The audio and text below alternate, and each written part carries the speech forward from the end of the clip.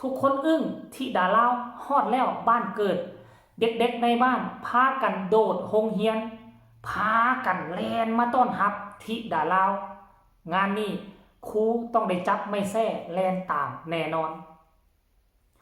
ทักทายสบายดี FC แฟนคลับทุกทานมาพบมาพ่อกันค่อยคำยามแรงทานผู้ชมเอาจักคลิป2คลิปสากก่อนทุกคนจะไปเฮ็ดหั่นเฮ็ดนี่ก่อนทุกคนจะลงเกลือเป็ดเกลือไก่คนนำส่วนพอกส่วนพักกะว่ากันไปเนาะทักทายสบายดี FC แฟนคลับของน้องธิดาลาวมดสุผู้สู่คนบ่ว่าจะอยู่ทางฝั่งนี้ฝั่งนั้น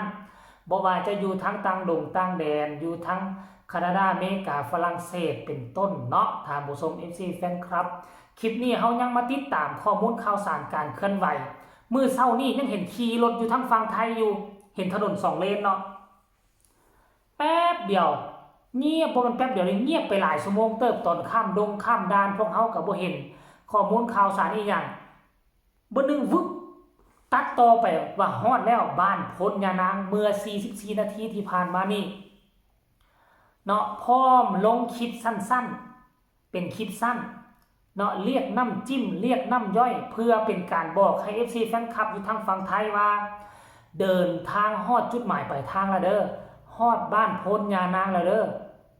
ทุกคนบ่ต้องเป็นห่วงปลอดภัยดีมัดสุผู้สุคนเด้อเป็นการบอก FC แฟนคลับทั้งฝั่งไทยเนาะแล้วก็เป็นการเขาเอิ้นว่าเป็นการเซอร์ไพรส์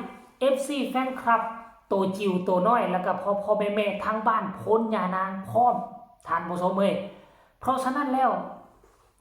ทั้งนั้นก็ทั้งฝั่งไทยก็ดีใจโอ้ยฮอดแล้วโล่งอกโล่งใจปลอดภัยทั้งพลยานางก็ตื่นเต้นกันได้มันตื่นเต้นโอ้ยธิดาลาวมาแล้วค่อยก็สงสัยว่าเด็กๆเรานี่เขาเจ้าฮู้ได้จังได๋ว่าเป็นรถธิดาลาวฮู้ว่าจังได๋ว่าธิดาลาวมาหรือว่าฟังข่าวฟังคลิปของเฮาอยู่บ่ท่านผู้ชม FC แฟนคลับหรือว่าเพราะว่าน้องธิดาลาวนั่งอยู่กระบะนี่เนาะปกติชั่วโมงนี้เด็กน้อยต้องเข้าห้องเรียนอยู่ได้ต้องเข้าห้องเรียนอยู่แต่บังเอิญเห็นรถขี่เข้ามาในบ้านแล้วเป็นรถแปลกหูแปลกตาพออยู่บ้านนอกคอกนานี่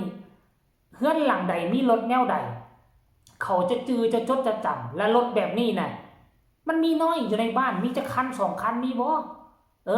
แล้ววันนี้เห็นรถแปลกหน้ามาห่วยเขาก็ว่าแล้วก็เป็นป้ายไทยอีกบ่เป็นไผหรอกเป็นธิดาลาวบ่ทันฮอดชั่วโมงเลิกเรียนถ้าเป้กระเป๋าแล่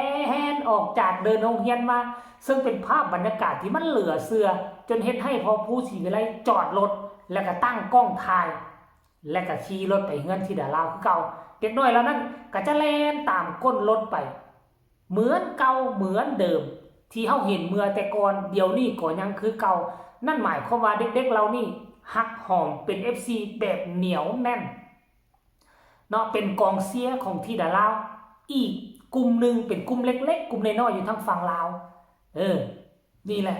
และหายากเด้ FC แบบนี้อยู่ทางฝั่งไทยหายากเพราะว่าถ้าน้องธิดาลาวไปอยู่ฝั่งไทยกะกระแสของน้องกะ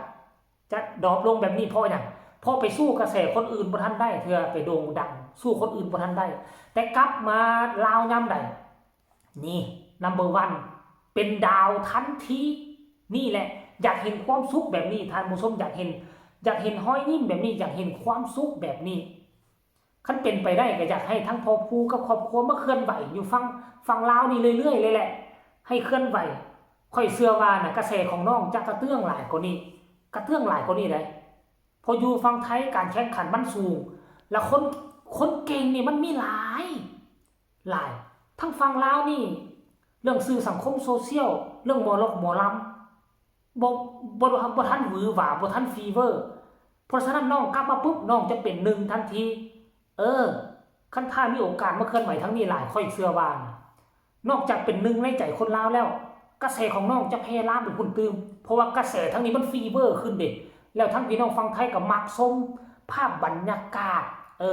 การกินการอยู่วิถีชีวิตแบบดั้งเดิมที่อยู่เมืองไทยเฮาซอกบ่เห็นแล้วมันก็ฮักดีคนละแบบแหละเนาะท่านผู้ชมจะอยู่ใส่ก็ฮักดีคนละแบบ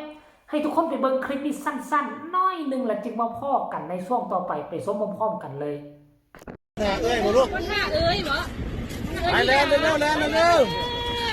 มาถ่าธิดาเล่าค่ะเห็นรถมาลูกว่าธิดาเล่ากลับบ้านแล่นออกจากโรงเรียนนำมาเลย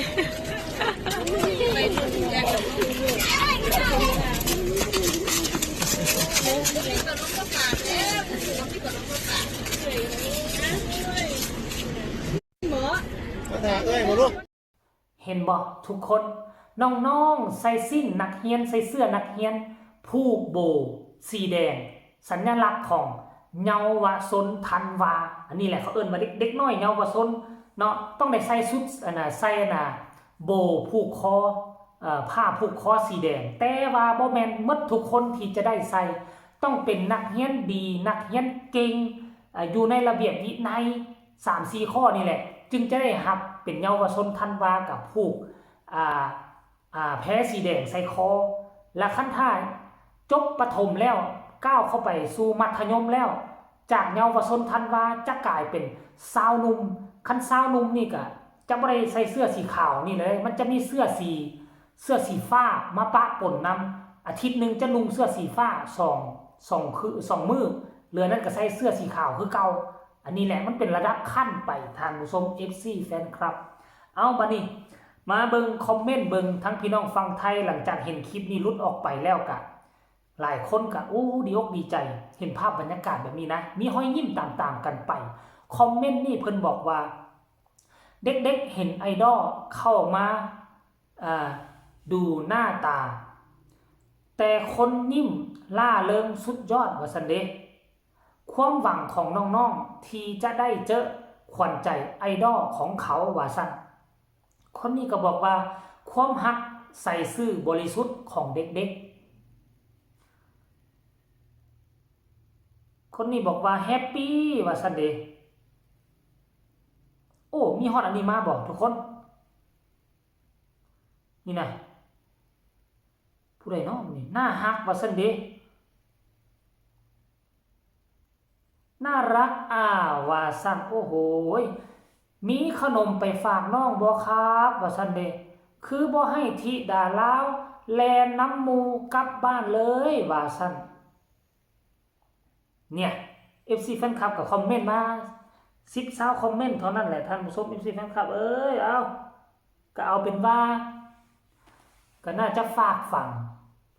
คลิปนี้เอาไว้ในอ้อมอกอ้อมใจ FC แฟนคลับอีกคลิปนึงก็แล้วกันเนาะติดตามให้แล้วเด้อรายงานให้แล้วการเคลื่อนไหวอย่างใกล้ชิดเลยก็ฝากทุกคนกดไลค์กดแชร์ให้แน่ที่สำคัญอย่ากดข้ามโฆษณาแล้วก็กดติดตามพร้อมผู้ใดมีคำตำหนิติชมคำคิดคำเห็นคือแนวใดก็ส่งข่าวมาได้ทางใต้คอมเมนต์ก็แล้วกันสำหรับคลิปนี้ลาทานผู้ชมไปก่อนสบายดี